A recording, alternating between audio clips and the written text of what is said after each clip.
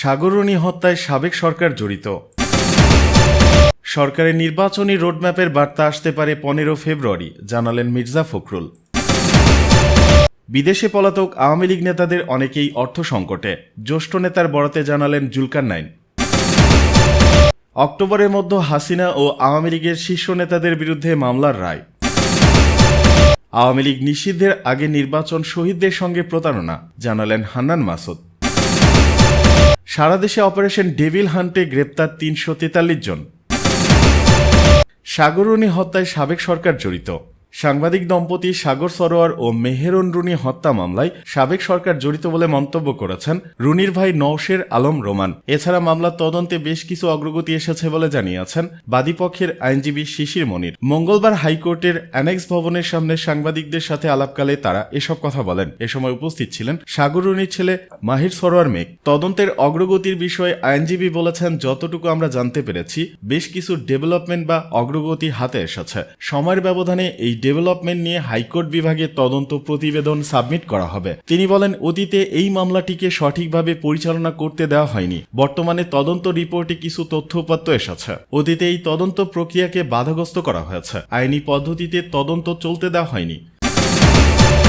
এদিকে সরকারের নির্বাচনী রোডম্যাপের বার্তা আসতে পারে 15 ফেব্রুয়ারি, জানালেন মির্জা ফখরুল। দ্রুততম সময় সংস্কার কাজ শেষ করে জাতীয় নির্বাচন আয়োজনের বিষয়ে দাবি জানিয়ে আসছিল বিএনপি। এ অবস্থায় আগামী 15 ফেব্রুয়ারি সরকারের পক্ষ থেকে নির্বাচনী রোডম্যাপ বিষয়ে জানানো হতে পারে বলে জানিয়েছেন মির্জা ফখরুল ইসলাম আলমগীর। সোমবার রাষ্ট্রীয় অতিথি ভবন যমুনায় প্রধান উপদেষ্টা অধ্যাপক ডক্টর মোহাম্মদ ইউনূসের সঙ্গে বৈঠক শেষে গণমাধ্যম কর্মীদের এমন তথ্য জানান তিনি। মির্জা ফখরুল বলেন, বৈঠকে প্রধান উপদেষ্টা ও তার সঙ্গে যারা ছিলেন তারাও বলেছেন অতি দ্রুত নির্বাচন আয়োজনে কাজ করছেন তারা। ডক্টর ইউনূস বলেছেন, ডিসেম্বরের মধ্যে নির্বাচন আয়োজনে কাজ চলছে। বিএনপি আশা করে সরকার অতি দ্রুত রোডম্যাপ ঘোষণা করবে, যার মধ্য দিয়ে ডিসেম্বরের মধ্যে নির্বাচন প্রত্যাশা করছে বিএনপি ও জনগণ। আগামী 15 ফেব্রুয়ারি নির্বাচনী রোডম্যাপ নিয়ে ডক্টর ইউনূস সরকার কিছু একটা বলবেন। এ সময় জাতীয় নির্বাচনের আগে স্থানীয় সরকার নির্বাচন বিষয়ে কোনোভাবে বিএনপি একমত হবে না বলেও জানান তিনি। বৈঠকে দেশের আইন শৃঙ্খলা পরিস্থিতি, দ্রব্যমূল্য এবং চলমান ডেভিল হান্ট অভিযান নিয়েও কথা হয় বলে জানিয়েছেন মির্জা ফখরুল ইসলাম আলমগীর। তিনি বলেন, প্রধান উপদেষ্টার কাছে দেশের চলমান পরিস্থিতি নিয়ে বিএনপি উদ্বেগ জানিয়েছে।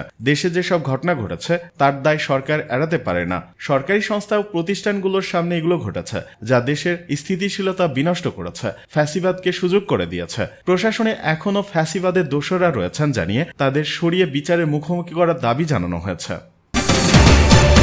বিদেশে পলাতক আওয়ামী লীগ নেতাদের অনেকে অর্থ সংকটে, জ্যেষ্ঠ নেতার বরাতে জানালেন জুলকারনাইন।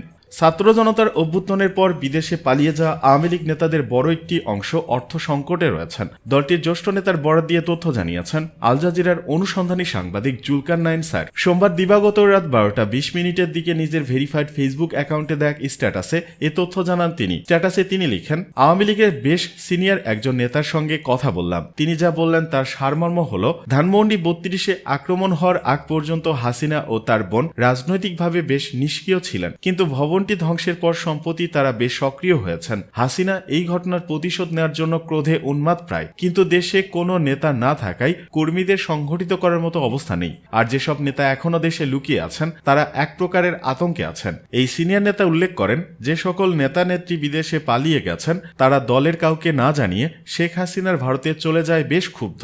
অনেকেই বলছেন তাদের সাথে বিশ্বাসঘাতকতা হয়েছে। বিদেশে অবস্থানরত এ সকল নেতাদের একটা বড় অংশ বেশ কিছু অর্থ সংকটে আছেন বলেও জানান তিনি। কারণ এভাবে চলে যাওয়ার কারণে তারা কেউই তেমন টাকা পয়সা সাথে করে নিতে পারেননি, কারোরই কোনো প্রস্তুতি ছিল না, আর বেশিরভাগই সম্পদ গড়েছেন অন্যের নামে, যা আদায় করতে তাদের বেশ বেগ পেতে হচ্ছে।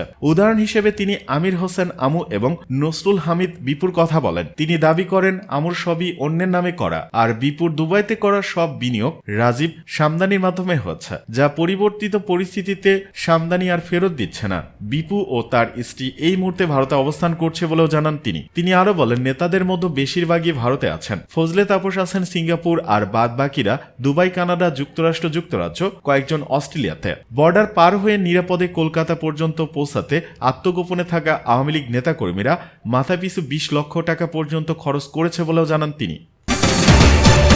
এদিকে অক্টোবরের মধ্যে হাসিনা ও আওয়ামী লীগের শীর্ষ নেতাদের বিরুদ্ধে মামলার রায়।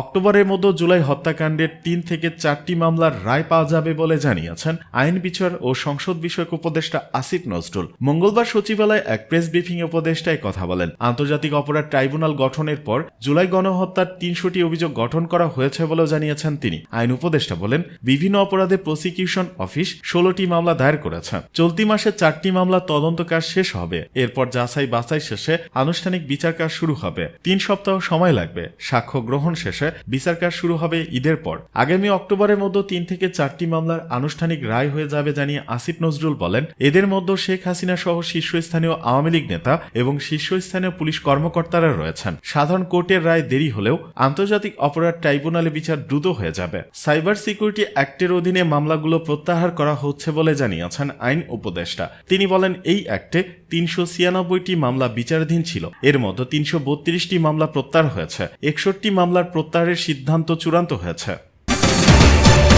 আওয়ামী লীগ নিষিদ্ধের আগে নির্বাচন শহীদদের সঙ্গে প্রতারণা, মন্তব্য হান্নান মাসুদের।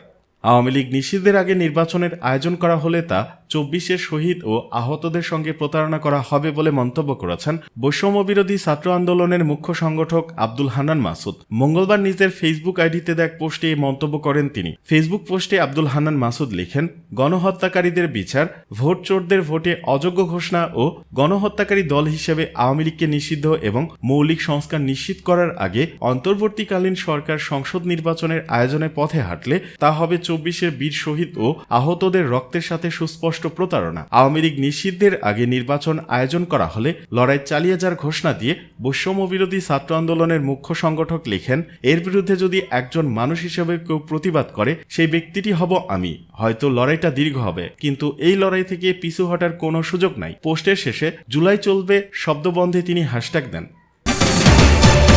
সারা দেশে অপারেশন ডেভিল হান্টে গ্রেপ্তার 343 জন। ঢাকা সহ সারা দেশে শুরু হওয়া অপারেশন ডেভিল হান্টের দ্বিতীয় দিনে 343 জনকে গ্রেপ্তার করা হয়েছে। এছাড়া এই অভিযান সহ অন্যান্য অভিযানে গত 24 ঘন্টায় মোট 1521 জনকে গ্রেপ্তার করা হয়েছে। ঢাকা সহ সারা দেশে শুরু হওয়া অপারেশন ডেভিল হান্টের দ্বিতীয় দিনে 343 জনকে গ্রেপ্তার করা হয়েছে। এছাড়া এই অভিযান সহ অন্যান্য অভিযানে গত 24 ঘন্টায় মোট 1521 জনকে গ্রেপ্তার করা হয়েছে। সোমবার সন্ধ্যায় পুলিশ সদর দপ্তরের এআইজি ইনামুল হক সাগর এ তথ্য জানান। তিনি জানান, অপারেশন ডেভিল হান্টে গ্রেপ্তার করা হয়েছে 343 জনকে। এছাড়া এই বিশেষ অপারেশন সহ অন্যান্য অভিযানে গতকাল রাত থেকে আজ পর্যন্ত 1521 জনকে গ্রেপ্তার করা হয়েছে। এ সময় অপারেশন ডেভিল হান্টে একটি বিদেশি পিস্তল, 2টি ম্যাগাজিন, 11 রাউন্ড গুলি, 6টি শটগান কার্তুজ, 3টি ছুরি, 3টি তলোয়ার, 1টি কুড়াল, 10টি ককটেল, 8টি লাঠি, 4টি রড এবং 4টি রামদা। অপারেশন ডেভিল হান্ট একটি বিশেষ অভিযান যা 8 ফেব্রুয়ারি থেকে সারা দেশে একযোগে শুরু হয়েছে। স্বরাষ্ট্র মন্ত্রণালয়, আইন শৃঙ্খলা রক্ষাকারী বাহিনী ও অন্যান্য নিরাপত্তা সংস্থার উচ্চপদস্থ কর্মকর্তাদের সঙ্গে বৈঠকের মাধ্যমে দেশের সামগ্রিক নিরাপত্তা ব্যবস্থা জোরদার করার সিদ্ধান্ত হয়। এরই ধারাবাহিকতায় 8 ফেব্রুয়ারি থেকে অপারেশন ডেভিল হান্ট নামক বিশেষ অভিযান শুরু হয়। রোববার সন্ধ্যায় পুলিশ সদর দপ্তর জানায়, অপারেশন ডেভিল হান্ট সহ পুলিশের বিভিন্ন অভিযানে রোববার দুপুর পর্যন্ত মোট 1308 জনকে গ্রেপ্তার করেছে পুলিশ।